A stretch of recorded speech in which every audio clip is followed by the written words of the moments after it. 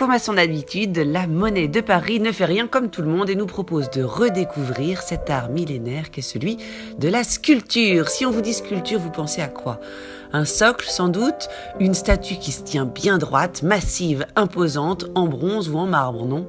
Eh bien autant vous dire qu'après cette exposition, vous ne verrez plus jamais la sculpture sous le même angle. L'approche est inédite. On va repartir de zéro et changer définitivement d'avis sur cet art qui nous semblait jusque-là, je dis bien jusque-là, plutôt familier. Ici, les sculptures se déploient à l'horizontale, à même le sol. Et quel sol, puisqu'il s'agit des intérieurs somptueux de la Monnaie de Paris, la plus ancienne entreprise du monde qui a plus de 1150 ans.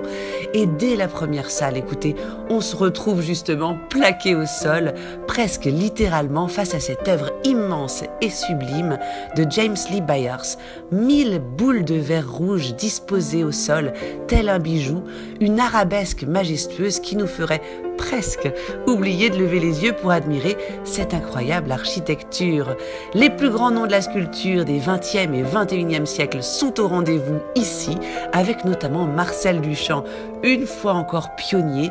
On était en 1917 quand il a créé cette sculpture qui s'appelle Trébuchet, une œuvre impensable, scandaleuse à l'époque, qui consiste à accrocher un porte-manteau mural, et bien tout simplement au sol. Alberto Giacometti est là aussi avec son œuvre de la femme égorgée, réalisée en 1940, représentant de façon abstraite le corps d'une femme agonisante au sol. Tony Cragg nous sidère avec sa sculpture faite de briques et de broc, un assemblage improbable, devenu sculpture par la recherche de la forme. Ici, donc, une spirale, vous la voyez.